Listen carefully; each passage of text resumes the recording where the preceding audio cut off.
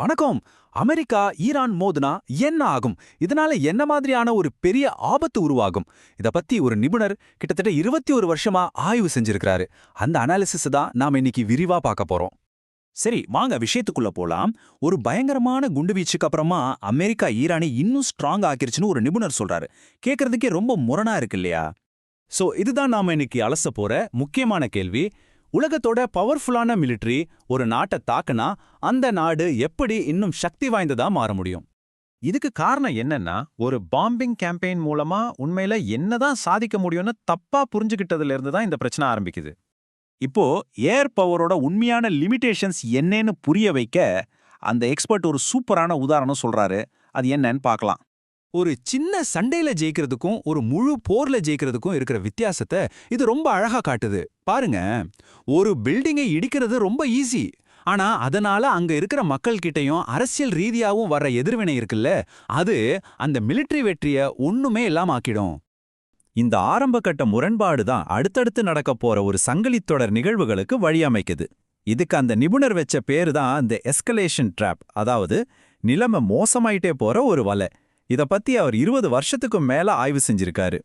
அப்போ இங்க முக்கியமான பாயிண்ட் என்னன்னா, செய்யற ஒவ்வொரு ஆக்ஷனுக்கும் ஒரு எதிர்பாராத ரியாக்ஷன் வருது. இது அமெரிக்காவை ஒரு ஆழமான சிக்கலுக்குள்ள இழுத்துட்டு போகுது.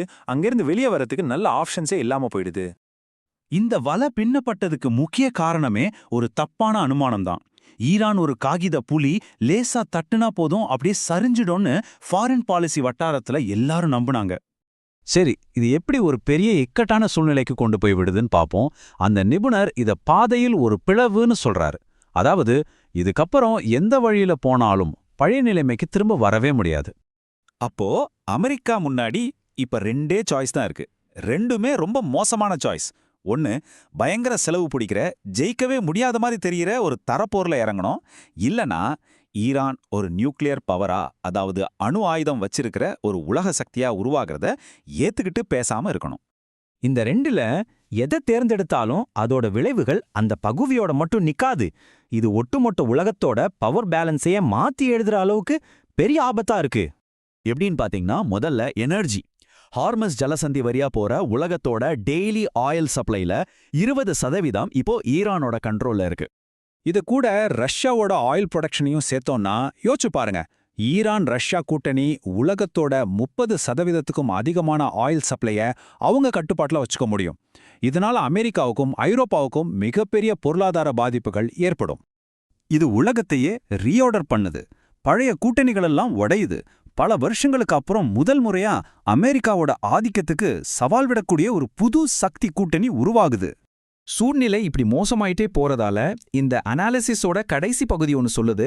என்னன்னா, இந்த சேதத்தை சரி செய்யவோ இல்ல இதிலிருந்து சுலபமா வெளியே வரவோ எந்த வழியுமே இல்ல.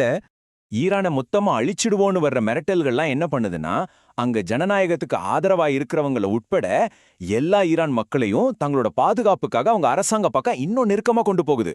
இதனால ஈரான்ல இருக்கிற சுமார் 92 மில்லியன் சாதாரண மக்கள் ரொம்ப பயந்து போயிருக்காங்க. தங்களுக்கு சுதந்திரம் இன்னும் பல மைல் தூரத்தில் இருக்குன்னு அவங்க நினைக்கிறாங்க. இதுக்கு ஒரே தீர்வு சமரச பேச்சுவார்த்தை தான். ஆனா அதுவும் இப்போ ரொம்ப கஷ்டமாயிடுச்சு. ஏன்னா நாள் போக போக பேச்சுவார்த்தையில ஈரானோட கை ஓங்கிட்டே இருக்கு. பேச்சுவார்த்தை மூலமா சுலபமா தீர்வு காண வழி இல்லாததால நாம ஒரு நிலையற்ற சுழற்சிக்குள்ள மாட்டிட்டு இருக்கோம்னு அந்த நிபுணர் நம்புறாரு. இந்த மோசமான ஆப்ஷன்களுக்கு நடுவுல மாட்டிட்டு கடைசியில ஒரு தரப்போர் நடக்க 70% வாய்ப்பு இருக்கு. அப்போ கடைசியா நாம புரிஞ்சுக்க வேண்டியது என்னன்னா, இந்த பிரச்சனை ஜெயிப்போமா தோப்போமாங்கிற கட்டத்தை எல்லாம் தாண்டி போயிடுச்சு. கடைசியில நம்ம முன்னாடி ஒரே ஒரு கேள்விதான் நிக்குது.